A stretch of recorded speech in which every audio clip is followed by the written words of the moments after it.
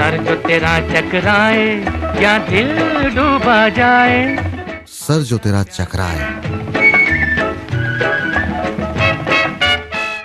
नमस्कार, radio money 9 पर आप सुन रहे हैं सर जो तेरा चकराए। मेरा नाम है अमन गुप्ता। महेश के पिताजी ने उन्हें 5 साल पहले गिफ्ट में एक मकान दिया था, लेकिन महेश का तबादला दूसरे शहर में हुआ तो पिताजी से मिला घर बेचकर वो नए घर में शिफ्ट हो गए। एक दिन उन्हें इनकम टैक्स का एक नोटिस मिला।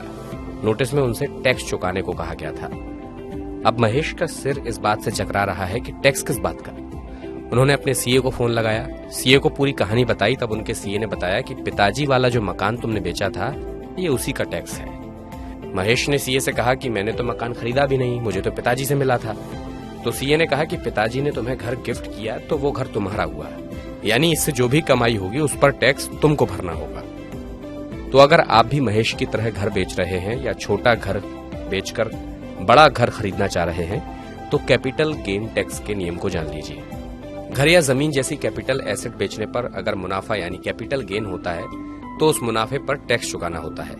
कैपिटल गेन पर 2 तरह से टैक्स लगता है। अगर मकान 2 साल या उससे ज्यादा अपने पास रखकर बेचा जाता है तो इसे लॉन्ग टर्म कैपिटल गेन यानी LTCG माना जाएगा। कैपिटल गेन पर इंडेक्सेशन बेनिफिट के साथ 20% का टैक्स लगेगा। वहीं 24 महीने से पहले अगर मकान बेचा तो जो लाभ होता है उस पर short term capital gains tax देना होता है यानी STCG।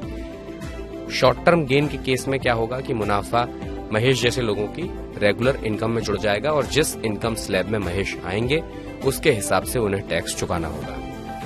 इसके साथ ये भी जान लेना जरूरी है कि अगर घर बेचने से आपको लॉन्ग टर्म कैपिटल गेन हुआ है तो उसको 1 साल के भीतर नया मकान खरीदकर या बनवाकर आप इस टैक्स को बचा सकते हैं। सर जो तेरा चकराए में बस इतना ही। मेरा नाम अमन गुप्ता है। इसे लिखा है आंचल चौधरी ने। बिजनेस, पर्सनल फाइनेंस और कॉर्पोरेट जगत से जुड़ी तमाम खबरों के लिए आप जुड़े रहिए रेडियो मनी 9 के साथ और डाउनलोड कर लीजिए मनी 9 का मोबाइल ऐप। चलता हूँ, अपना ख्याल रखिएगा। नमस्कार। सर जो तेरा चकराए या दिल डूबा जाए, सर जो तेरा चकराए।